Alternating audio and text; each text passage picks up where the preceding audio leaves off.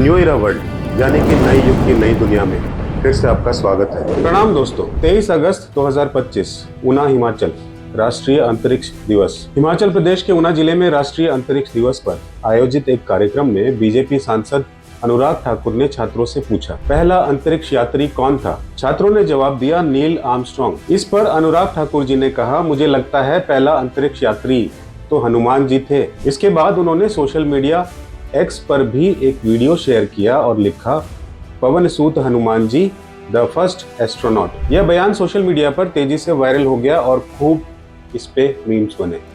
DMK सांसद कनिमोझी ने कड़ा विरोध जताते हुए कहा, विज्ञान पौराणिक कथाएं नहीं हैं।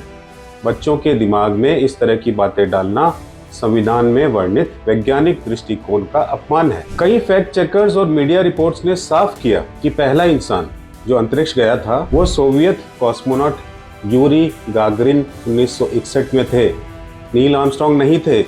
नील आर्मस्ट्रांग 1969 में पहले व्यक्ति थे जिन्होंने चांद पर कदम रखा था। पहले तो ये बात नेताजी को बतानी बनती थी बच्चों को कि पहला एस्ट्रोनॉट कौन था, पहले कौन गया था। खैर, सवाल सीधा सा है, क्या हमें बच्चों को सच पढ़ाना चाहिए या आस्था के नाम पर दिव्य ज्ञान बांटना चाहिए?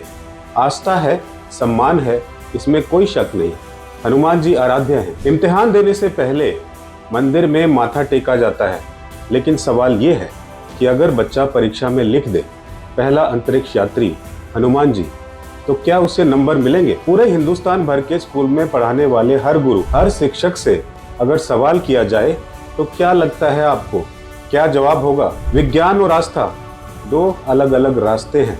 विज्ञान अपने सिद्धांतों और प्रयोगों, अवलोकन और सबूतों के आधार पर स्थापित करता है अपने आप को। इसी तरह इतिहास भी लिखित रिकॉर्ड, आर्कियोलॉजिकल सर्वेज, खोज, विश्वसनीय साक्ष्यों यानी कि क्रेडिबल एविडेंसेस पर आधारित होता है। इन दोनों ही क्षेत्रों में किसी भी दावे की पुष्टि के लिए ठोस प्रमाण की आवश्यकता होती है। यूरी गागरिन 12 अप्रैल 1961 को वोस्टॉक 1 अंतरिक्ष यान में सवार होकर पृथ्वी का चक्कर लगाने वाले पहले इंसान थे। उनके अंतरिक्ष मिशन के बारे में विस्तृत वैज्ञानिक और ऐतिहासिक दस्तावेज उपलब्ध हैं, जिनमें उनके लॉन्च का समय, यात्रा का मार्ग और वापसी का विवरण भी शामिल है। साथ ही नील आर्मस्ट्रांग 20 जुलाई 1969 को अपोलो 11 मिशन के हिस्से के रूप में चंद्रमा पर कदम रखने वाले पहले व्यक्ति थे। यह ऐतिहासिक घटना तो दुनिया भर के लाखों लोगों ने टेलीविजन पर इसको देखा था। इसके वैज्ञानिक प्रमाणों में चंद्रमा से लाए गए चट्टानों के नमूने, मिशन के रिकॉर्ड्स और आर्मस्ट्रांग की तस्वीरें भी शामिल हैं।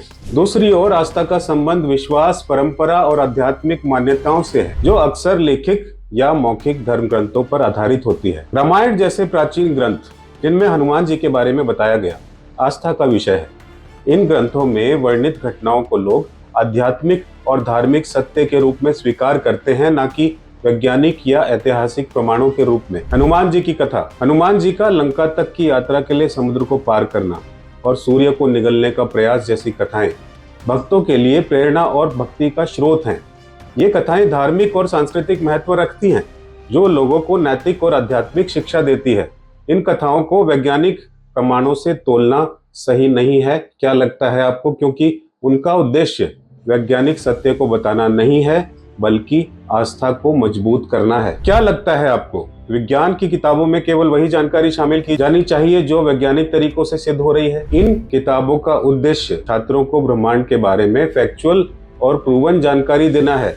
दूसरी ओर आस्था और धार्मिक मान्यताएं मंदिर, पूजा पाठ और व्यक्तिगत जीवन का हिस्सा है। इनका उद्देश्य आध्यात्मिक शांति और नैतिक मूल्यों को बढ़ावा देना होता है। आस्था का स्थान पूजा में है, जहाँ यह व्यक्तिगत विश्वास और परंपरा को सम्मान देती है। जीसस, अल्लाह, वाहेगुरु, राम रहीम, सबका अलग अलग मानना, सबकी अलग अलग मान्यताएं। वहीं विज्ञान का स्थान प्रयोगशाला और किताबों में है, जहां यह प्रमाण और तर्क के आधार पर आगे बढ़ता है। इन दोनों को मिलाना या एक दूसरे की जगह इस्तेमाल करना दोनों की ही रेलेवेंस और इम्पोर्टेंस को कम कर सकता है। इसलिए विज्ञान और शिक्षा और धार्मिक आस्था को अलग अलग समझना चाहिए और उनका सम्मान करना महत्वपूर्ण है। और एक बात कहें आपको, सबसे बड़ा विरोधाभास यानी कि कॉन्ट्रडिक्शन यही है। नेता अपने बच्चों को अमेरिका, इंग्लैंड पढ़ने के लिए भेजते हैं, हार्वर्ड, ऑक्सफोर्ड, कैम्ब्रिज, और हमारे बच्चों को कहते हैं कि पहला अंतरिक्ष यात्री हनुमान जी थे। यानी आपने बच्चों के लिए साइंस आपके बच्चों के लिए आस्था। मेक इन इंडिया का नारा दिया जाता है, जबकि असल में हम करते हैं असेंबल इन इंडिया। पार्ट्स बाहर बनते हैं, यहाँ बस जोड़ा जाता है। गौ माता और झूठे विज्ञान पर अब जरा गौर कीजिए। गाय माता है, ये कितनी कंट्रोवर्सी होती है इस विषय पर। एक तरफ ये श्रद्धा का विषय है, लेकिन जब कहा जाता है कि गाय ऑक्सीजन छोड़ती है या गोबर से रॉकेट बनेगा, तो आप में से कितनों को ये लगता है या कितनों का ये मानना है कि ये विज्ञान नहीं, ये अंधविश्वास है? और कितने हैं जो पूरी तरह से विश्वास करते हैं इस बात पे? कमेंट करके बताइएगा। लेकिन सच्चाई ये है कि वही गाय सड़कों पर भूखी घूमती रहती है। एक और गाय को माता मानकर उसको सम्मान दिया जाता है, दूसरी ओर देश भर की सड़कों पर बड़ी संख्या में गायें देखी जाती हैं। गायें अक्सर कचरा खाकर गुजारा करती हैं, जिससे उनके स्वास्थ्य को खतरा होता है। सड़कों पर उनकी उपस्थिति यातायात के लिए भी खतरनाक दुर्घटनाओं की संभावनाएं लेकर आती हैं। गायों को पर्याप्त चारा नहीं मिलता और कई बार वे बीमारियों से भी पीड़ित होती हैं। सिर्फ बोल देना ही आस्था है। हम इंसान बहुत ही मतलबी और अपॉर्चुनिस्ट यानी कि मौका परस्त हैं। हम सिर्फ फायदा उठाना जानते हैं। माँ का सम्मान सिर्फ भाषण में, जमीन पर उसकी हालत दयनीय। गौ मांस के निर्यात पर प्रतिबंध के बावजूद भारत दुनिया के सबसे बड़े गोमांस निर्यातकों में से एक है, सबसे ज्यादा एक्सपोर्ट करता है। भारत में गोमांस का निर्यात मुख्य रूप से भैंस के मांस के रूप में होता है, जिसे बफेलो मीट कहा जाता है। भैंसों को गायों की तरह पवित्र नहीं माना जाता, इसलिए उनके मांस का निर्यात कानूनी और सामाजिक रूप से अधिक स्वीकार्य है। फिर बात आती है संस्कृत की। नेता कहते हैं संस्कृत सबसे वैज्ञानिक भाषा है, कंप्यूटर की भाषा है। सवाल ये है, संस्कृत को कंप्यूटर की भाषा बताने का दावा 1985 में नासा के एक शोध पत्र knowledge representation in Sanskrit and artificial intelligence पर आधारित है। इस शोध पत्र में लेखक रिक ब्रिग्स ने यह तर्क दिया था कि संस्कृत की तार्किक और सुव्यवस्थित संरचना इसे नेचुरल लैंग्वेज प्रोसेसिंग और कृत्रिम बुद्धिमत्ता यानी कि आर्टिफिशियल इंटेलिजेंस के लिए एक संभावित भाषा बना सकती है। हालांकि यह ध्यान रखना इंपॉर्टेंट है कि यह केवल एक सैद्धांतिक संभावना थी, ना कि एक व्यावहारिक वास्तविकता यानी कि प्रैक्टिकल रियलिटी। आज तक किसी भी प्रमुख कंप्यूटर प्रणाली या प्रोग्रामिंग भाषा को संस्कृत पर आधारित नहीं किया गया है। संस्कृत का अध्ययन भारत में एक वैकल्पिक विषय के रूप में किया जा रहा है, जो मुख्य रूप से इसकी सांस्कृतिक और धार्मिक विरासत को संरक्षित करने के लिए है। इम्पोर्टेंस हम अपनी संस्कृत को भी नहीं देते। हालांकि यह आधुनिक विज्ञान, प्रौद्योगिकी और इंजीनियरिंग में एक अनिवार्य भाषा नहीं है। आज भी कंप्यूटर विज्ञान, भौतिकी और चिकित्सा जैसे विषयों में सभी शोध और अध्ययन मुख्य रूप से अंग्रेजी में होते हैं। इसलिए यह कहना कि संस्कृत कंप्यूटर की भाषा है एक अतिशयोक्ति है, जो एक पुराने शोध के पत्र पर आधारित है। वास्तविक दुनिया में अंग्रेजी का महत्व आधुनिक शिक्षा और कैरियर के लिए ज्यादा इम्पोर्टेंट है, इसको ही ज्यादा इम्पोर्टेंस दी जाती है। यही कारण है कि भारतीय नेता भी अपने बच्चों को अंग्रेजी माध्यम के स्कूलों में पढ़ाते हैं। दोस्तों, संविधान के अनुच्छेद 51H में साफ लिखा है, हर नागरिक का कर्तव्य है कि वैज्ञानिक दृष्टिकोण, मानवतावाद और सुधार की भावना विकसित करे। लेकिन जब विज्ञान की जगह मिथक पढ़ाया जाएगा, तब बच्चे वैज्ञानिक नहीं बनेंगे, सिर्फ आस्था के गुलाम बनेंगे।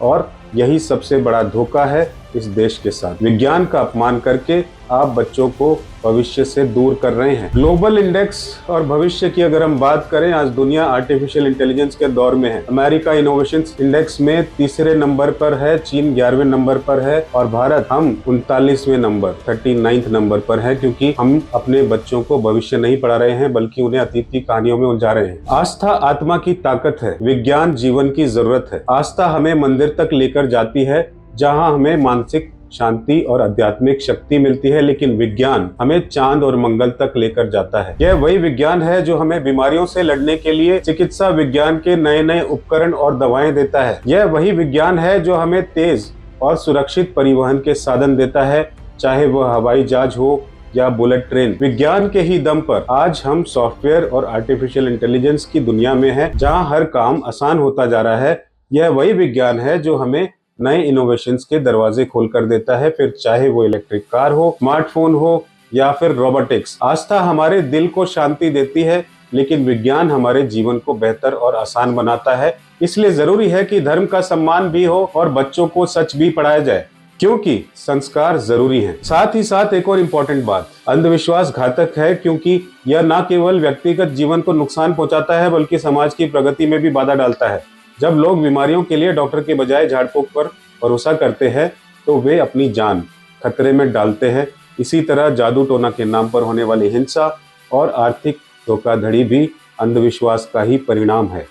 सबसे बढ़कर अंधविश्वास जो है बच्चों की तर्क शक्ति और वैज्ञानिक सोच को दबा देता है। जब हम उन्हें यह सिखाते हैं कि सफलता मेहनत से नहीं बल्कि कर्म कांडों से मिलती है, तो हम उनके भविष्य को कमजोर करते हैं। एक प्रगतिशील राष्ट्र बनने के लिए हमें तथ्यों और तर्कों को अपनाना होगा और अंधविश्वास के जाल से बाहर निकलना होगा। इल्म की शमा से ही जहां में नूर होगा, हर इम्तिहान मंजूर होगा। हकीकत की रोशनी से ही जहान जगमगाएगा। जब किताबों में सच होगा तो ही हर इम्तिहान पार हो पाएगा। प्रणाम।